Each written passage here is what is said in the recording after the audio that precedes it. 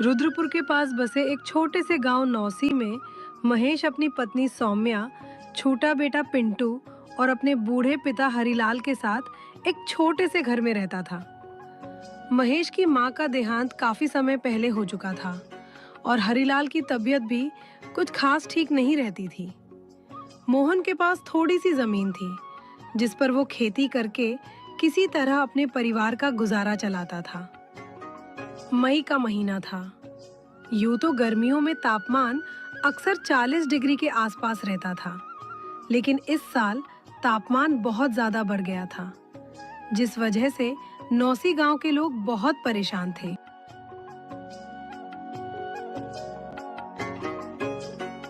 अजी देख रहे हो, इस साल कितनी भयंकर गर्मी पड़ रही है। सूरज अभी उगा ही है और उगते ही देखो कैसे आग बरसा रहा है। हाँ भाग्यवान, इस साल की गर्मी तो कुछ ज्यादा ही भयंकर है।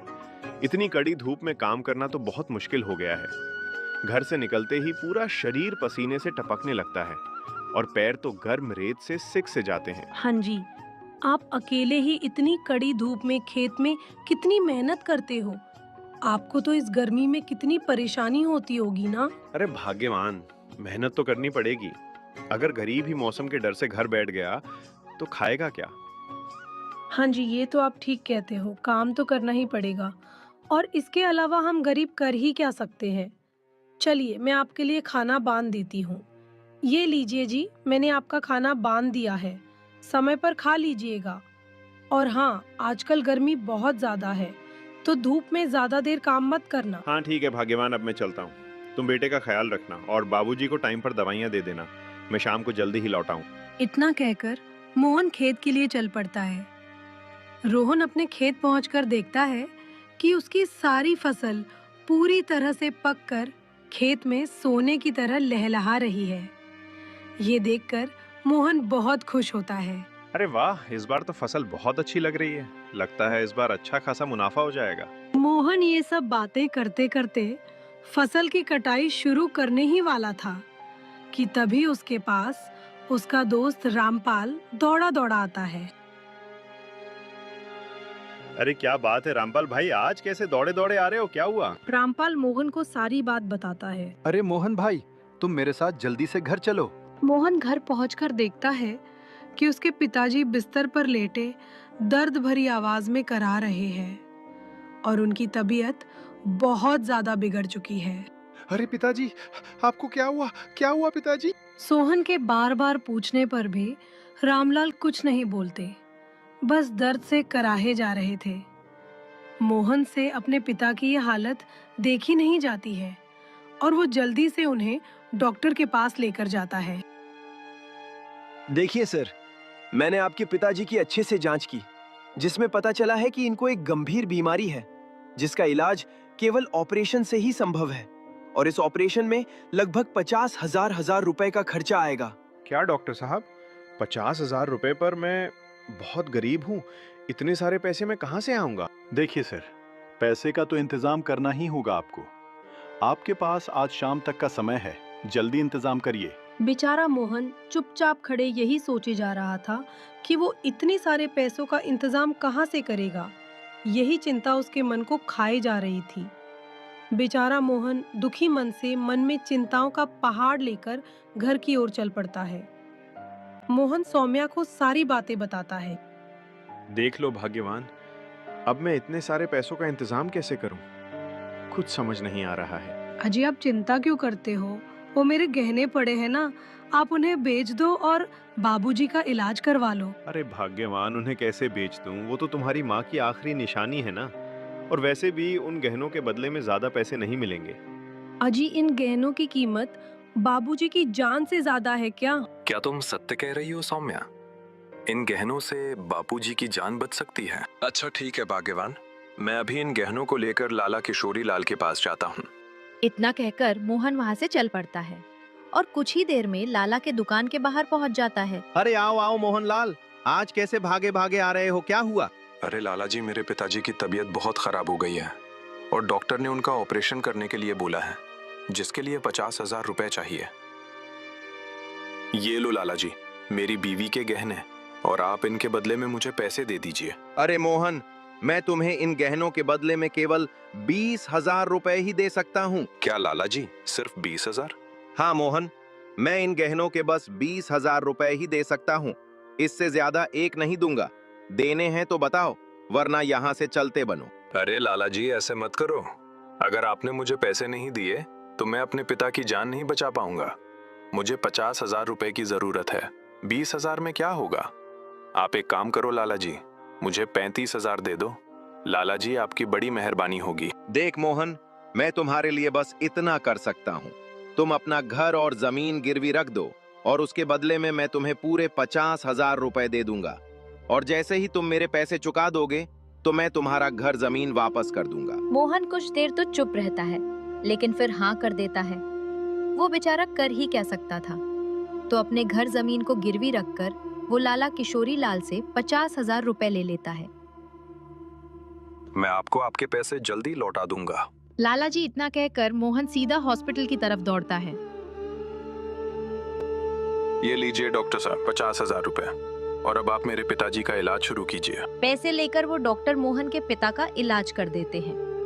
मोहन अपने पिता का सफल ऑपरेशन करवाने के बाद उन्हें डॉक्टर की सलाह और देखभाल के साथ घर ले आता है। अजी आ गए आप।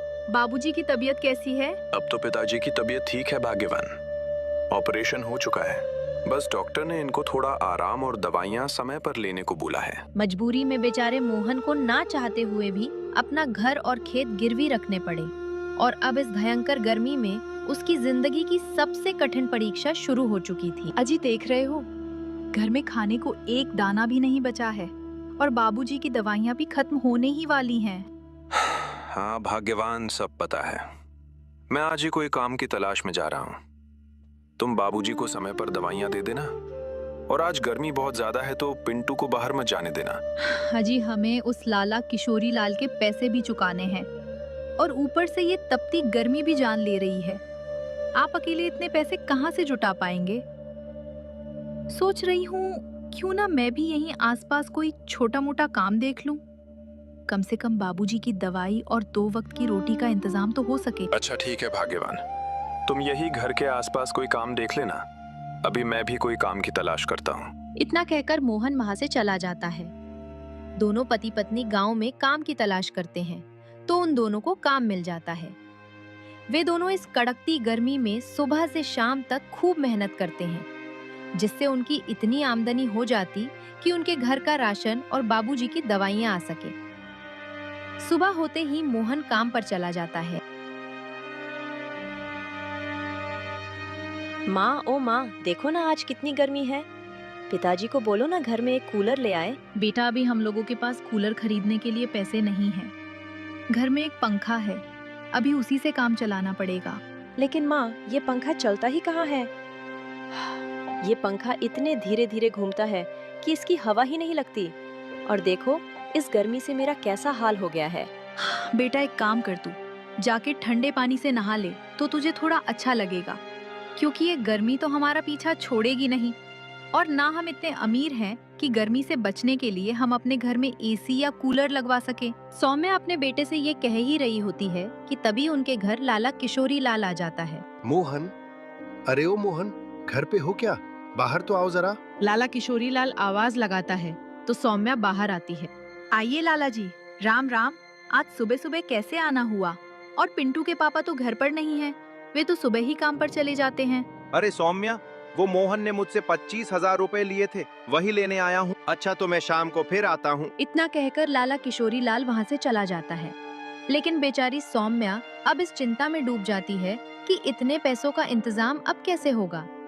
चिंताओं से घिरी पैसों के बारे में सोचते सोचते वो भी काम पर चली जाती है।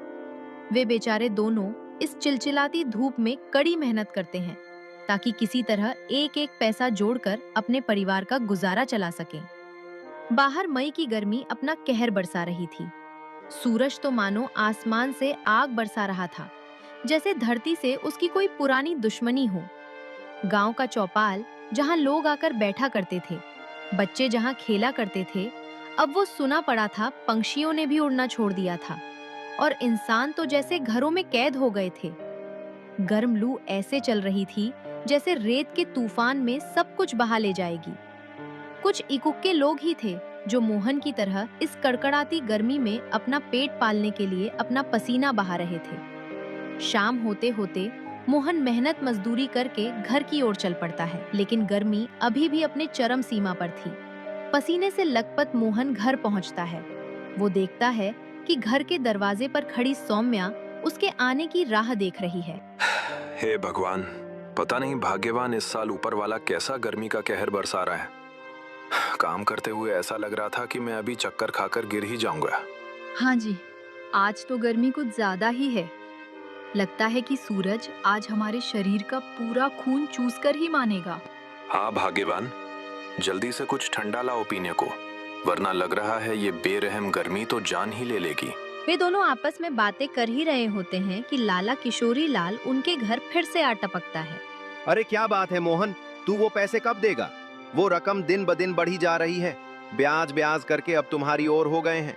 2 महीने होने को आए हैं और तुमने अभी तक एक फूटी कौड़ी तक नहीं चुकाई। क्या बात कर रहे हैं? लाला जी इतने सारे पैसे कर दिए ब्याज के, लेकिन अभी तो हमारी इतनी आमदनी नहीं हुई कि हम आपके इतने सारे पैसे एक साथ चुका सकें। देख मोहन, मैं आमदनी वामदनी कुछ नहीं जानता, मुझे मेरे पैसे चाहिए। लाला जी, आप मुझे बस थोड़ी सी ही मोहलत और दीजिए, मैं जल्दी ही आपके सारे पैसे लौटा दूंगा। देख मोहन, मैं ज्यादा घुमा फिरा कर बातें नहीं करता, तुझे बस 3 दिन का समय देता हूँ। मुझे मेरे जल्द से जल्द पैसे चाहिए, वरना तुझे तेरे पूरे परिवार के साथ इस घर से बाहर फेंकवा दूंगा। इतना कहकर लाला किशोरी लाल बिना मोहन की एक बात सुने वहां से चल पड़ता है।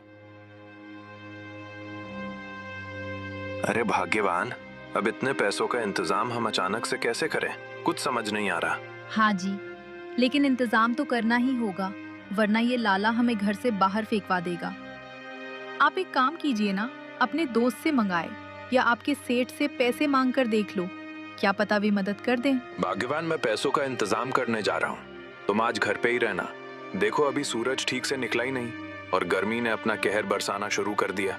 तुम बेटी और बाबूजी का ध्यान रखना। इतना कहकर मोहन सुबह सुबह पैसों का इंतजाम करने के लिए घर से निकल पड़ता है।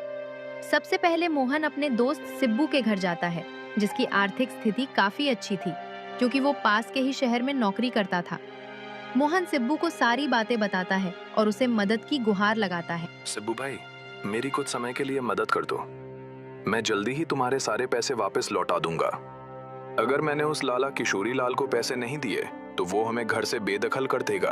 मोहन भाई, तुमने कितना रुपया किशोरी लाल से उधार लिया था? सिब्बू भाई, मैं किशोरी लाल से 40,000 रुपए लिए थे।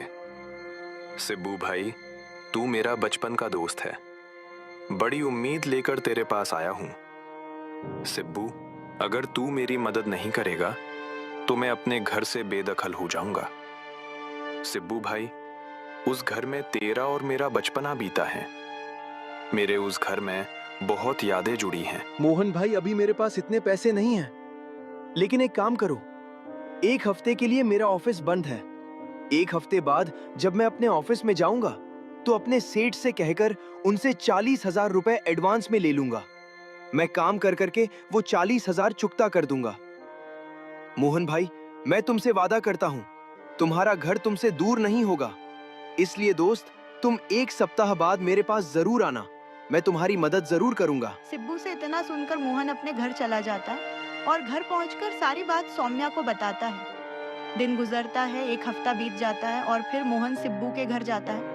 सिब्बू से पैसा लेकर मोहन किशोरी लाल के घर जाता है और 35,000 रुपए किशोरी लाल को दे देता है और जो 5,000 रुपए बचते हैं उनसे वह आइसक्रीम का दुकान खोलता है। धीरे धीरे उसकी आइसक्रीम की दुकान खूब जोरों से चलने लगती है और फिर कुछ साल बाद वह बहुत बड़ा आदमी बन जाता है। उसकी आइसक्रीम की फ्रेंचाइजी कई जगह फैल जाती है और सिब्बू का मोहन 40,000 रुपए वापस कर देता है और मोहन सिब्बू को अपनी आइसक्रीम की दुकान पर मैनेजर का पद दे देता है। तो दोस्तों, इस कहानी से हमें यह सीख मिलती है कि मुसीबत चाहे जैसी भी हो, हमें हार नहीं मानना चाहिए। दोस्तों, अगर आपको हमारा ये वीडियो अच्छा लगा हो तो चैनल को सब्सक्राइब और वीडियो को लाइक करना मत भूलिए। अगर ऐसा ही वीडियो देखना चाहते हैं तो आप चैनल को सब्सक्राइब